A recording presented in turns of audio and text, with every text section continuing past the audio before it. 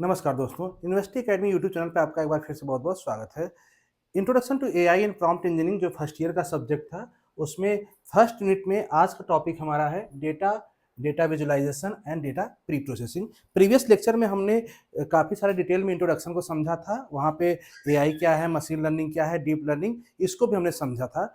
तो यहाँ पे टोटल जो हम data visualisation, data pre processing बात करेंगे, ये जनरली एआई और मशीन लर्निंग इन दोनों को ध्यान में रख के बात करेंगे। जनरली जैसे मैंने आपको बताया था कि एआई और मशीन लर्निंग कोई अलग नहीं है। एआई आपका ब्रॉड कैटेगरी होता है, इसी के अंदर सबसेट इसका आता है मशीन लर्निंग और इसका सबसेट होता है आपका डीप लर्निंग। तो यहाँ पे जो एआई एमएल की बात है, थ्रू आउट लेक्चर कहीं भी आप एआई एमएल या डीप लर्निंग बात करेंगे तो एक एआई एक ब्रॉड कैटेगरी लेके चल सकते हैं। तो यहाँ पे सबसे बेसिक चीज़ आपको समझना होगा कि डेटा क्या होते हैं, क्यों? क्योंकि अगर हम प्रोग्रामिंग की बात करें, जो ट्रेडिशनल प्रोग्रामिंग आप सी, पाइथन, जावा में करते आए हैं और यहाँ पे जो मशीन लर्निंग आप समझेंगे, तो इनमें बेसिक डिफरेंस क्या है, उसके बाद आप डेटा समझ जाएंगे कि यहाँ पर डेटा का मेजर रोल क्या है। देखिए, जैसे इस डायग्राम में दिख रहा होगा आपको कि हम ट्रेडिशनल प्रोग्रामिंग, जैसे हम सी प्रोग्रामिंग की बात कर लें, सी प्रोग्रामिंग में आप क्या देते होंगे, कोई डेटा इनपुट में कोई डेटा देते हैं, साथ में आप रूल्स देते हैं। रूल्स मतलब प्रोग्राम में कुछ स्टेटमेंट रूल्स लिखते हैं और इस डेटा रूल जाता है सी प्रोग्राम कंपाइलर के पास और वो आपको आपके अकॉर्डिंग या प्रोग्राम के अकॉर्डिंग जो भी आंसर होगा वो आंसर प्रिंट करके दे देगा। जैसे फॉर एग्जांपल आप सपोज करो कि एक एग्जाम में 5 स्टूडेंट के मार्क्स जो आया उसका एवरेज निकालना चाह रहे हैं, तो यहाँ पे उसका डेटा में मार्क्स देंगे प्लस रूल देंगे, एवरेज का फार्मूला एक तरह से रूल्स हो जाएगा, फिर से आपको आंसर निकाल के दे देगा। लेकिन मशीन लर्निंग का काम करने का तरीका थोड़ा डिफरेंट होता है। यहाँ पे क्या करते हैं, यहाँ पे आप डेटा देंगे, मतलब एक कुछ इनपुट देंगे और साथ में उसका आउटपुट भी देंगे। मतलब कि यहाँ पे इनपुट और आउटपुट पहले से डिफाइंड जो होगा उसको एज ए सिस्टम में देंगे इनपुट, मतलब एक टोटल एज ए कहाँ जाएगा, इनपुट जाएगा मशीन लर्निंग एल्गोरिथम के पास और ये आपको क्या बना के देगा, रूल्स। मतलब आपने बहुत सारे डेटा दिया, उसके एक उसका एसोसिएटेड उसके साथ उसका आंसर भी दिया, तो उसका डेटा और उसके आंसर से वो एक मशीन लर्निंग क्या करेगा, अपने आप में एक रूल बना देगा और इसके बाद अब कभी भी उस मशीन से आप क्वेश्चन पूछेंगे तो क्योंकि अब इससे ट्रेन हो चुका है, अपना रूल खुद बना लिया है, तो आपको जस्ट आपसे इनपुट लेगा अननोन डेटा का कुछ भी और उसके अकॉर्डिंग आपको आंसर करके दे देगा। मतलब ये रूल्स बनाता है और यहाँ पे हम रूल्स देते हैं। तो ये बेसिक डिफरेंस आपका है जो हम ट्रेडिशनल प्रोग्रामिंग करते हैं, मशीन लर्निंग में प्रोग्रामिंग करते हैं। तो डेटा यहाँ पे इंपॉर्टेंट क्यों है, क्योंकि ध्यान दीजिए यहाँ पे डेटा के साथ इसका आंसर भी देना है। मतलब आपको एक तरह से लेबल्ड डेटा जनरली दिया जाता है जिससे मशीन लर्निंग क्या करे और उसका रूल उसके अकॉर्डिंग बना ले। और डेटा अगर आज के डेट में देखें तो केवल एक न्यूमेरिक डेटा नहीं है। जैसे अगर आप कोई प्रोग्रामिंग लैंग्वेज करते हैं तो इन जनरल न्यूमेरिक डेटा या अल्फाबेट में कुछ कीवर्ड्स है, टेक्स्ट है, उसको इनपुट में देते हैं डेटा। लेकिन मशीन लर्निंग में अगर बात करें तो यहाँ पे डेटा जो है वो कैटेगरी, बहुत सारे कैटेगरी में डिवाइड हो जाता है, जिसको स्ट्रक्चर डेटा कह सकते हैं, नॉन स्ट्रक्चर डेटा कह सकते हैं, image, audio, video, label data, unlabel data. मतलब आज के डेट में रियल टाइम में देखें तो डेटा की कैटेगरी बहुत सारी हो जाती है। इसीलिए डेटा के कंटेक्स्ट में अगर बात करें तो जो डेटा क्या क्या हो सकते हैं आपके, एक तो स्ट्रक्चर डेटा हो सकता है। स्ट्रक्चर डेटा जैसे आप कोई सपोज करो कि आपके कॉलेज का रिजल्ट है, रिजल्ट पे एनालिसिस करना है, तो जाहिर सी बात है उसका एक डेटा बनाएंगे एक्सेल शीट। एक्सेल शीट में जो रो कॉलम होता है, रो कॉलम में डेटा मैनेज करेंगे। जो भी डेटा जनरली रो कॉलम में मैनेज हो जाए उसी को हम कहते हैं स्ट्रक्चर डेटा। अगर रो कॉलम में नहीं मैनेज हो पा रहा है, जाहिर सी बात है उसका कोई फिक्स फॉर्मेट नहीं है, तो क्या हो जाए, अनस्ट्रक्चर्ड डेटा। जैसे कोई टेक्स्ट हो गया, टेक्स्ट मतलब कोई सपोज करो कि एक पैराग्राफ हो गया, एक पूरा पेज हो गया या पूरी बुक हो गई, एक तरह से क्या हो गया, टेक्स्ट डेटा। इमेज हो गया, आजकल इमेज देखें तो सोशल मीडिया पे कैमरे से आप कितने डे वाइज कितने भी इमेज जनरेट हो रहे हैं, मतलब एक इमेज भी डेटा काम कर रहा है। ऑडियो हो गए, वीडियो हो गए, इन सब का क्या है, कोई फिक्स इसको हम रो कॉलम में नहीं मैप कर सकते, इसलिए इसका क्या हो जाता है, अनस्ट्रक्चर्ड डेटा। तो इन सब टाइप के जो डेटा होते हैं ना, वो हैंडल होते हैं मशीन लैंग्वेज में, मशीन लर्निंग एल्गोरिथम हैंडल करता है।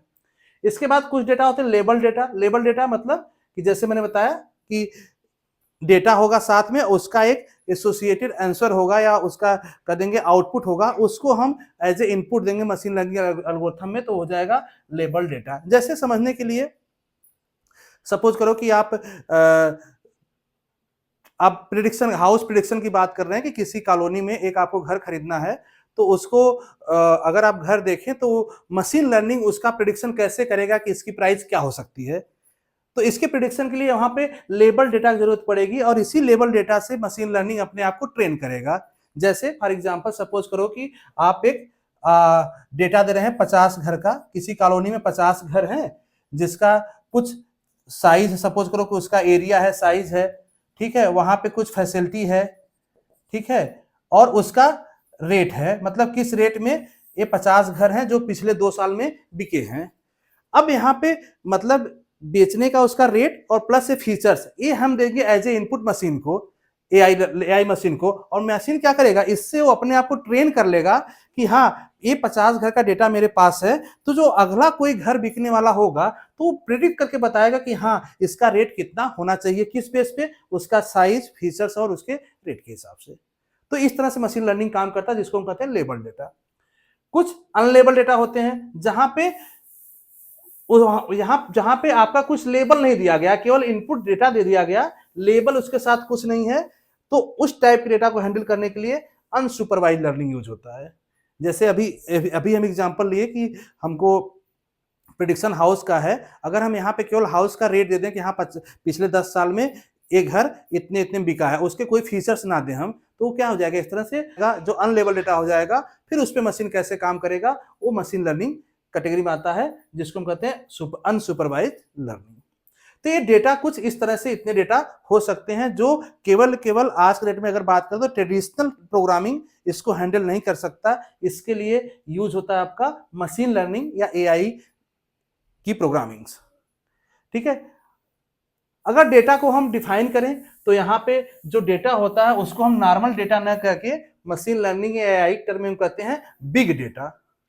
यहां से कंसेप्ट आता है बिग डेटा, जो कि आपको जनरली एग्जाम में शॉर्ट आंसर क्वेश्चन जैसे 2 नंबर का या 5 नंबर क्वेश्चन पूछा जा सकता है। बिग डेटा क्या होता है, डेटा तो आप समझ गए। बिग डेटा का मतलब क्या है कि यहाँ पे बहुत हैवी अमाउंट पे, वास्ट अमाउंट में डेटा होगा, उसकी बात करेगा यहाँ पे। क्योंकि अगर डेटा की साइज कम होगी तो मशीन लर्निंग का वहां पे कोई रोल नहीं रह जाता। हमेशा मशीन लर्निंग को बहुत वास्ट डेटा पे काम करने के लिए यूज किया जाता है। अगर हम बिग डेटा के कुछ एग्जांपल्स की बात करें, रियल लाइफ एग्जांपल की, तो आप देख सकते हैं जैसे अभी करंट सिनारियो चल रहा है जनगणना का, सेंसस का काम चल रहा है। सेंसस का जो डेटा होगा यहाँ भी देखेंगे क्या है, बहुत ही ह्यूज अमाउंट डेटा होगा। तो इस तरह का डेटा हैंडल करने के लिए मुझे मशीन लर्निंग एल्गोरिथम की जरूरत पड़ेगी।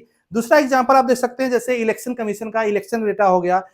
इलेक्शन का अभी जैसे एसआईआर चल रहा था ऑल ओवर इंडिया, तो वहां उस टाइप के डेटा को हैंडल करने के लिए किसी जरूरत पड़ेगी, अगेन मशीन लर्निंग की। यहाँ पर ट्रेडिशनल प्रोग्रामिंग उसको सॉल्व नहीं कर सकता, उसको हैंडल नहीं कर सकता।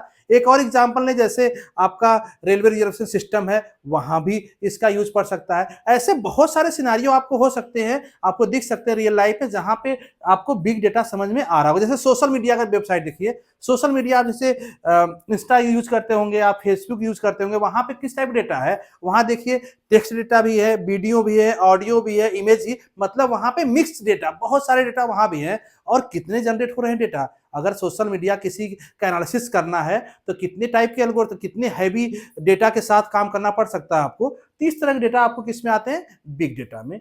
इसके बाद हम आएंगे 5V, जो डेटा को, बिग डेटा को बताती है, उसकी प्रॉपर्टी बताती है कि डेटा किस तरह के हो सकते हैं जो बिग डेटा कैटेगरी में आएगा, और उसको हम आगे हम मशीन में प्री प्रोसेसिंग में या ट्रेनिंग में सेंड कर सकते हैं। आगे चलने से पहले अगर हमारे YouTube चैनल पे फर्स्ट टाइम विजिट किए हैं तो चैनल को सब्सक्राइब जरूर कीजिए। वीडियो पसंद आया हो तो उसको लाइक कीजिए और अपने व्हाट्सएप ग्रुप में स्टूडेंट के साथ शेयर कीजिए, जिनको कि ये सब्जेक्ट में काफी अच्छा अंडरस्टैंडिंग हो पाए। साथ में अगर आपको नोट्स चाहिए पीडीएफ फॉर्म में, तो वीडियो के डिस्क्रिप्शन में लिंक होगा, वहां से जाके नोट्स डाउनलोड कर सकते हैं, जिससे कि आप केवल यहाँ पे लेक्चर को अंडरस्टैंड कीजिए, नोट्स साथ में बनाने की जरूरत नहीं होगी। आप नोट्स अपना डाउनलोड कर सकते हैं, उससे आप साथ में हमारे चल सकते हैं। तो चलिए अब हम बात करते हैं लेक्चर में आगे 5V के बारे में। इसको डिफाइन करने के लिए 5V का कंसेप्ट आता है।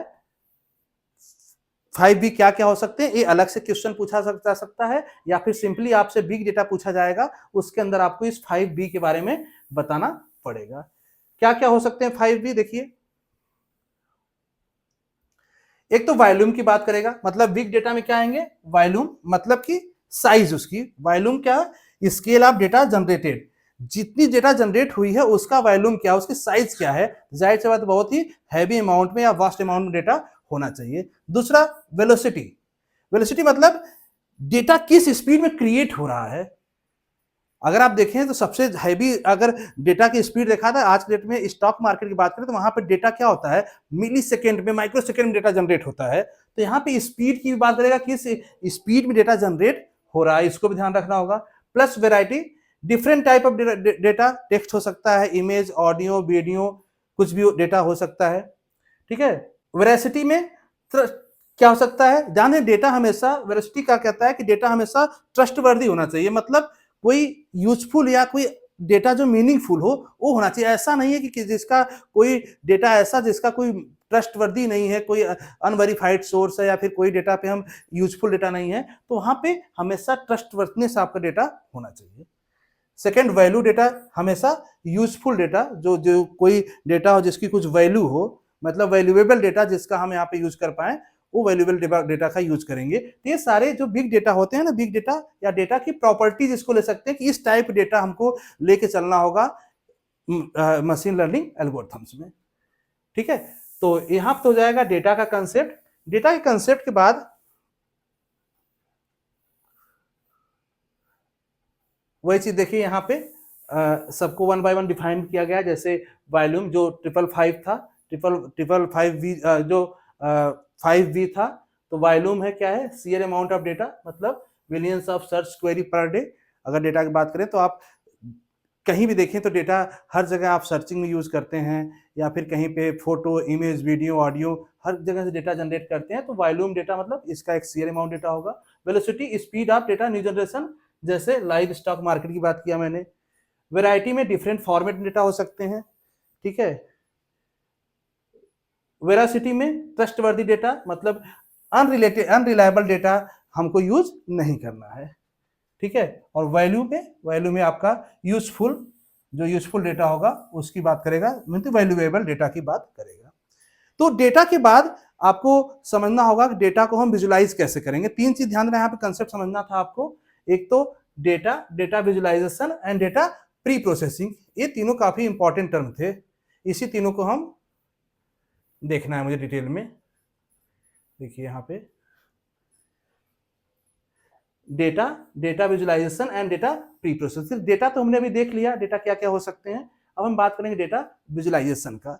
जाने डेटा जब हम सिस्टम में लेंगे जहाँ पे मुझे मशीन लर्निंग को ट्रेन करना है, तो उसको विजुलाइज करने के लिए डिफरेंट फॉर्म होते हैं। कैसे हम उसको विजुलाइज करने के लिए, जैसे एग्जाम्पल हम पहले आपको बता दें, जैसे आप MS एक्सेल यूज करते होंगे, तो MS एक्सेल में यूज करने में आप देखेंगे तो यहाँ पे जब इंसर्ट में जाएंगे बटन पे, तो यहाँ पे आपको एक चार्ट दिखेगा, ये वाली पार्ट, यहाँ पे ही डिफरेंट फॉर्मेट आपको मिल जाएगा कि किस फॉर्म में मुझे उसको डेटा को रिप्रेजेंट करना, जो कि इजिली समझ में आ जाए। जैसे एक तो डेटा रखा हुआ है तो अनस्ट्रक्चर्ड है, समझ नहीं आ रहा, तो यहाँ पे रिप्रेजेंट करने के लिए कैसे विजुलाइज करेंगे डेटा को, तो एक एग्जांपल है जो आप जनरली यहाँ पे यूज करते होंगे। यही चीज हम मशीन लर्निंग में जब आएंगे, प्रोग्रामिंग में, तो वहां पे भी हम इसको यूज करेंगे। तो अब देखिए यहाँ पे हम आते हैं डेटा विजुलाइजेशन में, तो वही चीज आपको यहाँ मिलेगा। देखिए डेटा विजुलाइजेशन करने के लिए डिफरेंट पैटर्न है, कैसे यूज करेंगे। जैसे आपका बार चार्ट है, बार चार्ट का यूज कर सकते हैं हम। लाइन चार्ट आप देखेंगे, जैसे एग्जांपल कहीं ना कहीं देखे जरूर होंगे इस तरह के chart, line chart, scatter plot हो गया, हिस्टोग्राम्स हो गया, पाई चार्ट हो गया। इस तरह के चार्ट हम डेटा मैनेज करेंगे, डिफरेंट टाइप के डेटा। जैसे सपोज करो कि कोई आपका लाइव डेटा की बात कर रहा है, या फिर कोई दो चीज में कंपेयर करने की बात कर रहा है, या फिर कहीं पे मुझे एनालिसिस करना है कि हाँ, जैसे ट्रेंड एनालिसिस करना है कि ट्रेंड क्या चल रहा है, तो अलग अलग डेटा के लिए अलग अलग हम यहाँ पे जो रिप्रेजेंटेशन चार्ट है उसका यूज करते हैं। एक एक हम देखेंगे कि किस चीज का कहाँ पे हम यूज करते हैं। जैसे अगर बार चार्ट की बात करें, तो बार चार्ट देखिए किस लिए जनरली यूज होता है, comparing the quantities across the category. जैसे for example marks of 5 student, अगर किसी 5 बच्चे के जैसे मार्क्स की बात करना है कि पहले कितना आया, दूसरे कितना आया, तीसरे कितना, अगर इसको कंपेयर करना है, तो अगर आपको कंपेयर करना तो आप यूज कर सकते हैं बार चार्ट का। जैसे यहाँ पे कई डिफरेंट डिफरेंट बच्चों का डिटेल ले लिए, यहाँ पे उसका मार्क्स ले लिए, एक तरह से बार चार्ट बन जाएगा। इजीली आप देख के समझ सकते हैं किस बच्चे का मार्क्स ज्यादा है, किसका कम है। तो कंपेयरिंग करने के लिए इस तरह का हम यूज कर सकते हैं। कहीं भी आप देख सकते हैं, जैसे सपोज करो कि 5 कंपनी या 10 कंपनी के टर्नओवर की बात करनी, कितना टर्नओवर है, तो उसका डेटा यहाँ पे इस तरह से रिप्रेजेंट करके आप देख सकते हैं बार चार्ट में, जो इजीली विजुलाइज कर सकते हैं। सेकेंड आपका आता है लाइन चार्ट। लाइन चार्ट किस लिए होता है, जैसे कोई टेम्परेचर रीड करना है या स्टॉक मार्केट प्राइस देखना है, तो वहां पे लाइन चार्ट का यूज कर सकते हैं। जैसे टेम्परेचर में अभी 2 बजे की कितना टेम्परेचर है, 3 बजे कितना टेम्परेचर है, 4 बजे कितना टेम्परेचर है, तो कंटिन्यूस डेटा एक तरह से है, तो इस तरह का हम यूज कर सकते हैं। लाइन चार्ट रिप्रेजेंट हो सकता है इसमें। स्कैटर चार्ट आता है, जैसे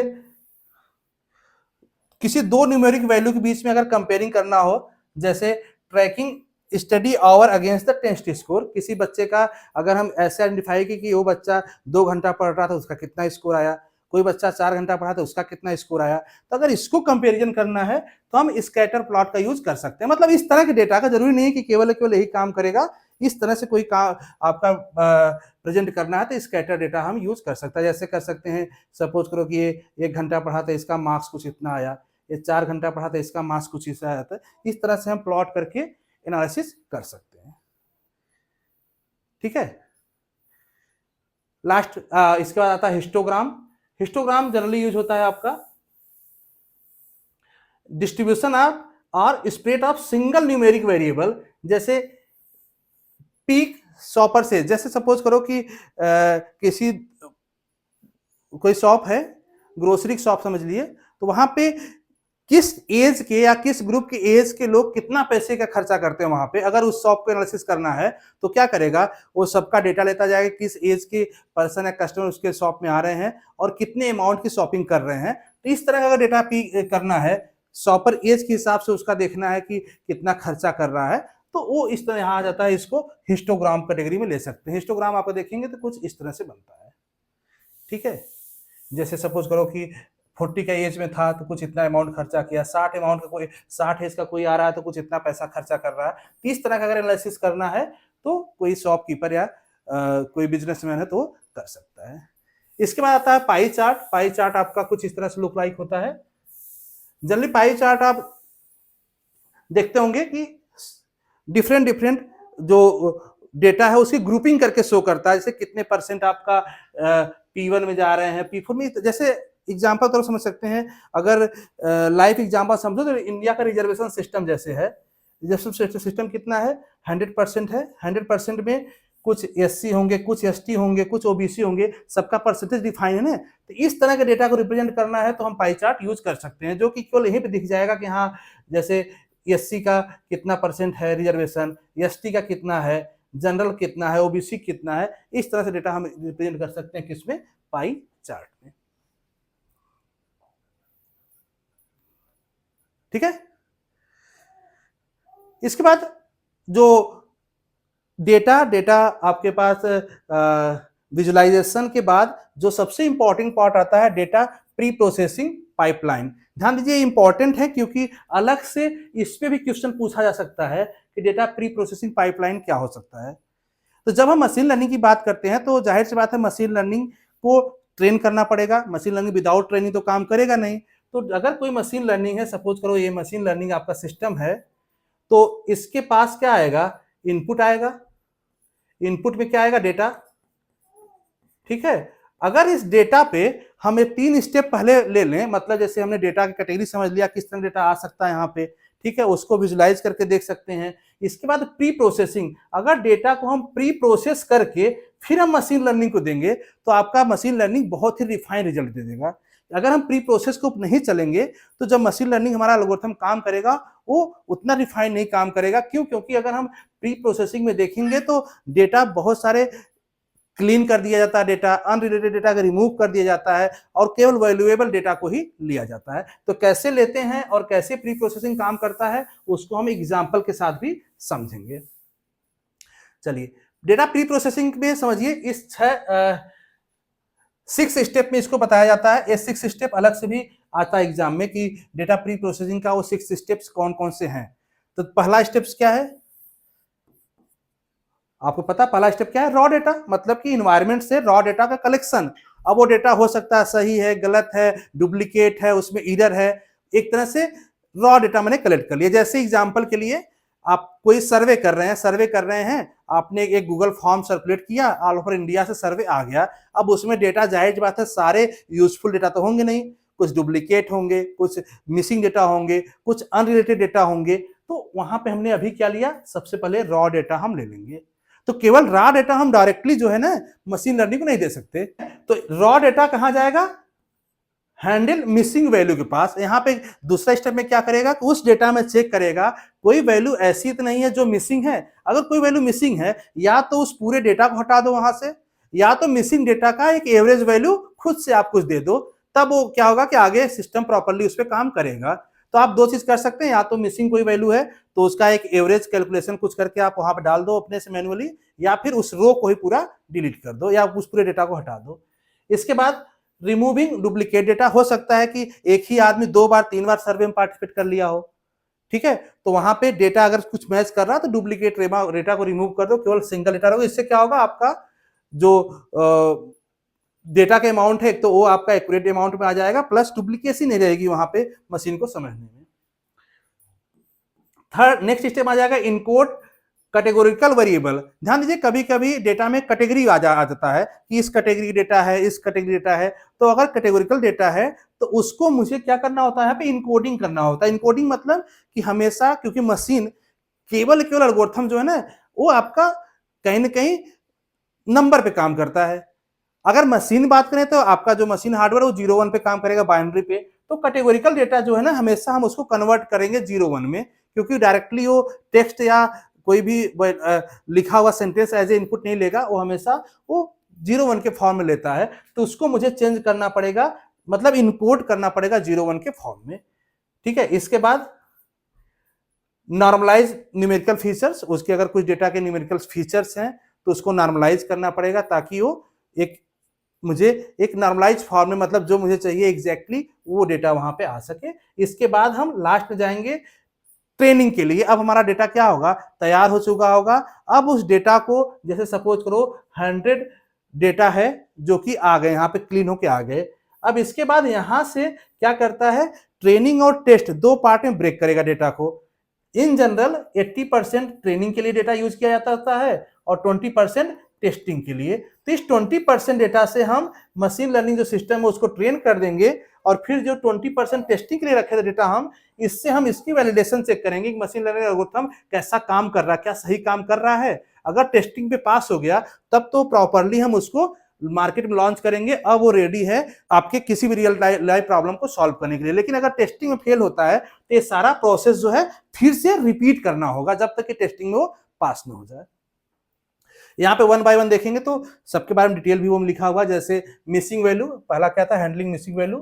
तो मिसिंग वैल्यू, कोई भी मिसिंग वैल्यू है तो उसमें दो चीज ही कर सकते हैं, या तो उसको रिमूव कर दीजिए मिसिंग वैल्यू, उसको रिमूव कीजिए, या फिर वहां पे कोई भी एवरेज या मोस्ट कॉमन वैल्यू वहां पे इंसर्ट कर दीजिए, जिससे कि आपका डेटा एक नॉर्मलाइज डेटा बनता चला जाए। Removing duplicate data, outlier data, दो तरह डेटा, जैसे सपोज कर कई बार ऐसा हो सकता है कि जैसे आपने डेटा तो मांगा कि हाँ ठीक है, यहाँ पे परसेंटेज डेटा मांग लिया कि कितने परसेंट किसी चीज के डेटा हो सकता है, वहां पे परसेंटेज मांग लिया, परसेंटेज मैक्सिमम 100 हो सकता है ना। लेकिन कभी कभी डेटा क्या किया, कोई 104 105 वहां पे एंट्री कर दिया, तो वो क्या हो जाएगा, आउटलायर डेटा में आ जाएगा, मतलब जो हमारे फिट नहीं बैठ रहा है, तो उस तरह से डेटा आ जाएगा, तो उसको भी मुझे रिमूव करना पड़ेगा। इनकोडिंग मैंने बता दिया कि कोई कैटेगरी वाइज डेटा आ रहे हैं तो उसको हम जनरली 0-1 के फॉर्म में चेंज कर सकते हैं। जैसे यहाँ पे देखिए एग्जांपल दिया हुआ, अगर कोई कैटेगरी डेटा है जैसे सिटी कॉलम का, सिटी में जैसे लखनऊ, कानपुर, दिल्ली है, ऐसे इस तरह से, तो ये डायरेक्टली मशीन में ना इस तरह से डेटा नहीं जाएगा, वो हमेशा वो 0-1 के फॉर्म में चेंज करता है। जैसे इनकोड कर सकते हैं इसको रो कॉलम फॉर्म में, जैसे लखनऊ ले लिया, यहाँ पे यहाँ से 3 सिटी मैंने कॉलम बना लिया, क्योंकि 3 सिटी यहाँ पे थे, तीनों का हमने अलग अलग कॉलम बना लिया। जब लखनऊ को मुझे लेना होगा तो लखनऊ वाले में 1 करेंगे, बाकी सब 0 हो जाएगा। जब मुझे कानपुर लेना होगा तो कानपुर वाले में 0-1 करेंगे, बाकी दोनों क्या हो जाएंगे, कॉलम 0 हो जाएंगे। अगर दिल्ली लेना है तो केवल दिल्ली वाले में 1 करेंगे, बाकी दोनों 00 हो जाएंगे। तो इस तरह से मतलब 100 अगर एंट्री किए मतलब कि लखनऊ, 010 एंट्री किया मतलब कानपुर, ठीक है, 001 एंट्री हुआ तो क्या आ जाएगा, दिल्ली। इस तरह से डेटा न्यूमेरिकल फॉर्म में आ जाएगा जो कि मशीन लैंग्वेज में हो सकता है, मीन 01 के फॉर्म में, ठीक है। स्केलिंग और नॉर्मलाइजिंग न्यूमेरिकल फीचर्स क्या हो सकता है, when different column have very different range such as age from 18 to 60 versus annual income in lakh. मतलब अगर कुछ डेटा है जिसमें दो पार्ट में बहुत ज्यादा डिफरेंस है, मतलब उसकी वैल्यू में डिफरेंस है, जैसे एज तो ज्यादा से ज्यादा 100 हो सकता है, 100 से ऊपर हो सकता है, लेकिन एनुअल इनकम आपका बहुत सारे लाख में हो सकता है। तो इस तरह के एल्गोरिथम को परफॉर्म करने के लिए डेटा को नॉर्मलाइज किया जाता है, किसमें, जनरली 01 में, जिससे कि क्या हो कि डेटा में दो में ज्यादा डिफरेंस नहीं, जैसे यहाँ पे केवल 100 हो रहा है, यहाँ पे 50 लाख 100 लाख हो गया, तो डिफरेंस बहुत ज्यादा है, तो नॉर्मलाइज कर दो आप उसको कि उस लेवल में आ जाए। जैसे जैसे लाख लिखने का तरीका आप चेंज कर दो, जैसे मिलियन में लिख लो, ठीक है, या बिलियन में लिख लो, तो उससे क्या हो जाएगा, डेटा आपका थोड़ा सा दोनों नॉर्मलाइज हो जाएगा, ठीक है। इसके बाद नेक्स्ट आता है जो 6 पार्ट आता है आपका splitting data into test and training में। तो यहाँ पे देखिए, जैसा मैंने बताया कि जब आपका फाइनली डेटा रेडी हो चुका है तो अब टेस्टिंग के लिए डेटा जाएगा, मतलब ट्रेनिंग के लिए जाएगा जब सिस्टम के पास, तो वहां पे मुझे डेटा को स्प्लिट करना पड़ेगा। जनरली 70 से 80% डेटा हमने ट्रेनिंग में लेंगे और 20 से 30% हम टेस्टिंग के लिए यूज करते हैं। ये वेरी कर सकता है, डिफरेंट डिफरेंट सिचुएशन में डेटा वेरी कर सकता है, ठीक है। इससे हम क्या करेंगे, जब आपका सिस्टम प्रॉपर्ली ट्रेन हो जाएगा तो इस टेस्टिंग वाले डेटा से हम उसकी वैलिडेशन चेक कर सकते हैं। एक एग्जांपल समझिएगा यहाँ पे क्लीनिंग का, इससे भी आपको समझ में आ जाएगा। जैसे इस टेबल को देखिए, इस टेबल में आप ऑब्जर्व कीजिए कि क्या ये टेबल प्रॉपर्ली क्लीन है, सही है या नहीं सही है। देखिए यहाँ पे सपोज करो रोल नंबर्स कुछ दिया हुआ डिटेल बच्चों का, यहाँ पे अटेंडेंस है, यहाँ पे मार्क्स है, यहाँ पे उसका ब्रांच दिया है। अब इसमें देखिए जब डेटा हम जाएंगे, यहाँ पे ये नॉर्मल डेटा हो गया, इसको रॉ डेटा कह सकते हैं, यहाँ पर क्या है, रॉ डेटा। अब इसी को मुझे प्री प्रोसेस करना है, तो देखिए इसमें क्या क्या कर सकते हैं।